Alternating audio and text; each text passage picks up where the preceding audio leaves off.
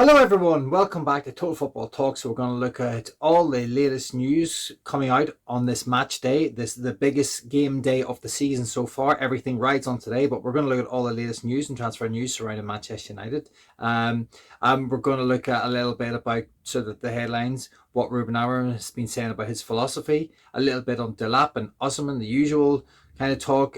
Melissa Reddy has been talking about Manchester United wanting two strikers. Let's have a quick look at what she said on that. We'll also look a little bit about what's happening with the match tonight. We know that Onana is going to be playing. That news has been coming out, and that Manchester United are still the Delap thing goes backwards and forwards, and then a little bit on what's been said about MarcusRashford at Aston Villa. Okay, guys, thanks very much. I'm Keith, and this is Total Football Talk. And if you would like to jump into the comments, please hit the old subscribe button, bottom right-hand corner of the screen, the old thumbs up button and the like button. If you tap that, that would massively help me out. Thank you so much. Thank you everyone who's been doing it so far. Really, really appreciate it. Okay, let's look at what Ruben Amorim has been saying about his philosophy. So sometimes people just see three defenders. I'm trying to cope with lots of things. I'm trying to change the way we press. I'm trying to adapt to the players that we have at the moment, and I'm trying everything. So, people are saying that, and I've seen lots of it in the media and Sky Sports and Talk Sport and all this stuff saying Ruben Amorim needs to change. Ruben Amorim needs to adapt. Ruben Amorim is telling us right here, right now, that he is absolutely adapting with the players that he has to the system that he has. He can't be more clear about it. He is doing everything within his power without having a pre-season and without actually having a transfer window. Yes, he's brought Dogu in and Heaven, and they've both done well, but they're both an 18-year-old and a 20-year-old. So, it's not like we can rely heavily on them to transform our season. But he is telling us right here that he is adapting, he is shifting, he is a manager who has got the ability to forward think and move these players around and try and get the best out of the players that he actually has while trying to keep to his principles. And I think that is a fundamental for Ruben Amorim going forward. He must not renege on this. He must keep going. He must find a way to sort of move through the mire and keep this team on track with the principles, the formation, the style that he is trying to implement. And I'm glad he came out and he said that, because that kind of puts to bed all these people that in the mainstream media that have been talking about Ruben Amorim must adapt. He is adapting, and he's telling us that he is adapting. And I think it, first and foremost, it's bloody brilliant to hear. So I'm delighted that he's come out and said that. He's defending his position, and he's telling us exactly, his way and his ways of thinking and his motivation. And going forward, I think that can only be a good thing. So I was very, very delighted whenever I heard this particular comment come out, because I think it would resonate with the Manchester United fan base. And but now we need to stick with him and give him a bit more time. And he needs a transfer window. And we'll look at what's being said about the transfer window in just a second. And this is this is the next thing that is actually being said. And it's from Melissa Reddy, was saying that Manchester United want two strikers in the summer. Now, I mean, where do you guys sit with this? First of all, are you happy that Ruben has come out and defend his philosophy? Do you think we're going to get two strikers? Please get your comments in below. I'd love to hear what you guys think. Comments on whether we would get two. I think this is pie in the sky. I think this is, pigs are flying left, right, and centre here, because we've the only chance that we have of getting two strikers are, one, if we get into the Champions League, maybe there's an outside chance that we'll get a good striker. In terms of what I mean is an experienced striker. And we will look at what's being said about Delap. But, for me, the only way to make this work is Delap and another striker. And maybe if Rasmus is sold, or Rasmus has moved on, or whether it's a loan, or maybe Rasmus plays third fiddle. The way this season's gone, we've had to rotate the strikers quite heavily. But if we're out of Europe, we don't qualify for the Champions League, and everything that's riding on tonight's game, we ain't buying two strikers. We'll be lucky if we buy Delap. We probably could just about afford Delap.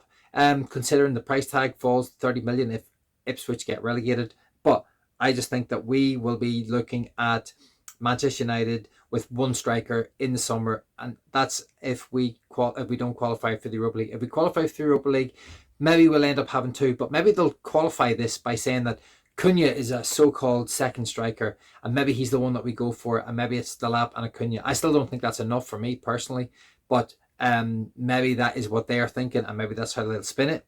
It will be. I'll be keeping a close eye on this one to see what this evolves into. And then obviously the match tonight. What do we think the score is going to be? Do you think Manchester United can win the game? Do you think we'll go through? Do you think it's going to be penalties? Do you think it's going to be a struggle? Are we going to do what we did against Real Betis and kind of turn it around and score a few goals? We end up winning that, was it 5-2? I think tonight, I have no idea what was going to actually happen tonight. I mean, worst case scenario, I think we'll just scrape through with a single goal, scored probably by Bruno, maybe Garnacho because he scored against Newcastle. I'd love it to be Rasmus. I'd love Rasmus to find a little bit of form just as we're coming into the tail end of the season to help us through this Europa League campaign. I'd love the kid to get a couple and just to build his confidence. But tonight's coming quickly. Before we know it, it'll be 8 o'clock in kick-off time. And we will be right in the middle of it. So fingers crossed. But Onana will start. Tell me your thoughts on that. Who would you have preferred? Would you have preferred Bayinda or would you prefer Onana? And for me, it's kind of toss of a coin. There's not much between the two of them. Maybe Onana is slightly better with his feet. I mean, that's not saying a lot because he's dreadful. Is Bayinda a better shot stopper than Onana? I mean, again, yes and no. Who would you want on penalties? I don't have the statistics, but just going off the Arsenal game in that penalty shootout, I know that Bayinda done really well and he made good saves. So is that a change that you make halfway through the game? If you think you're in injury time, you're going towards extra time and you're going towards penalties, do you then decide to bring Onana out? What will that do for his confidence? Do you bring in Bayinda for the penalty shootout because he's maybe is he a specialist? I don't have the statistics. I'm not entirely sure to say one way or the other. As I said, I'm only really basing it off the Arsenal game where Bayinda was brilliant. And I know Onana has saved penalties in game time, in normal game time, and also in the Champions League when we played the Danish team that we played, which just the name eludes me. Was it Midtjylland? Oh, I can't remember now. But I know he made one very important penalty save just in the last 9 minutes in the Champions League last season. So that's where we are with that. Onana starts. Let me know your thoughts. Got a little sidetracked there. And I don't really know. I mean, I couldn't really tell you who's the better goalkeeper at the minute. I just feel they're both not of Manchester United quality. And maybe we will have to delve into the goalkeeper market in the summer. And I hope we find a way to do that because we do need to move on probably from both these goalkeepers and find a way forward. Okay, so that was the news on Onana. And then this was coming back to the striker situation. Again, from Melissa Reddy. Victor Osimhen, Liam Delap, and Matheus Cunha are among the players being considered for Ruben Amorim's rebuild. Ideally, Manchester United want to sign 2 attackers in the summer. That's coming back to what I was saying before. I've got a feeling that it'll be Delap and Cunha.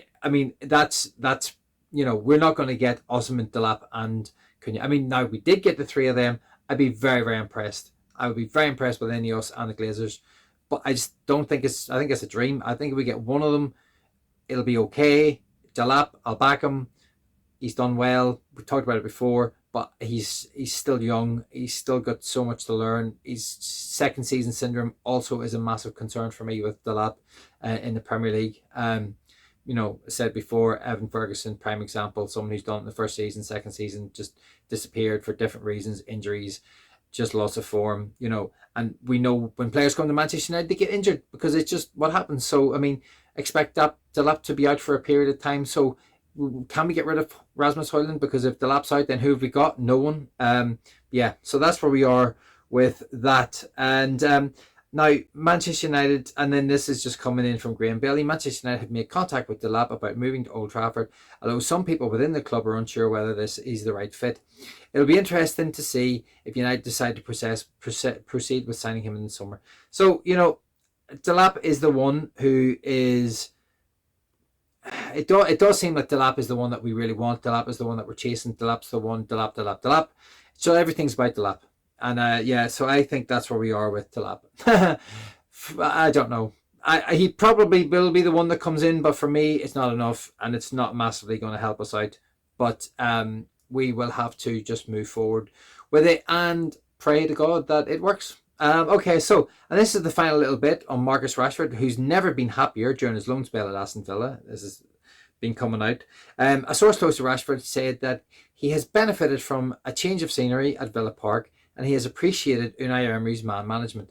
So he appreciates Unai Emery's man management. I still don't think this is where Marcus Rashford believes he is going to end up. I think he believes that he's going to be at a bigger club, whether it be PSG, AC Milan, or another, maybe Barcelona. Are any of those clubs going to be in form? As I said before, PSG have brilliant wingers and Marcus Rashford's better off the left. Now, Unai Emery has been using them down the middle, but I don't think that's his best position. If you've seen the other night when he was attacking from the wings, that's where his best position is. That's where you get the most out of Marcus Rashford. Coming in from the left, getting a shot off. Coming in from the right, and maybe, playing across into the box, or fizzing a ball into the box. Because down the middle, as quick as he is, he just hasn't got, I don't think, the ability to be a number 9. Maybe in another couple of years, I don't even know. But he's 27 now, so he should be in the middle of his prime. This should be his best years right now.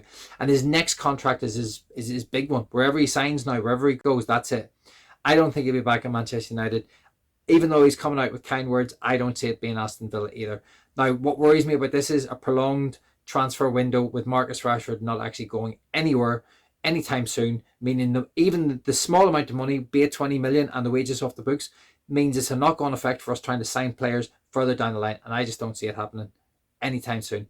So let's see where Marcus Rashford ends up, because I don't think it'll be Aston Villa. I could be completely wrong and hold my hands up, and if he does sign for Aston Villa and Unai Emery's fully going to cash his chips on him, great, to the respect that we get him off the books, he moves to another place, he gets a chance to revitalise his career. And, but will they give him the wages that he wants? I'm not sure. Does he think it's a big enough platform for him and his entourage? Again, I'm unsure about that. So time will tell. We'll just have to see. But I've got a funny feeling Marcus Rashford wants a bigger cachet of club. Okay, guys, that's your 10-minute roundup. Slightly gone over again. Thank you for joining me this morning. If you stuck around to the end, you're an absolute legend. Thank you so much. I'm Keith, and this is Total Football Talk. And please hit the old subscribe on the way out. Please hit the thumbs up on the way out and drop your comments in below. And if you want to stick on the old bell notification, I do one every day. And but I'm not sure every day, usually in the morning. Okay, guys, thanks very much. And I'll catch you on the next one.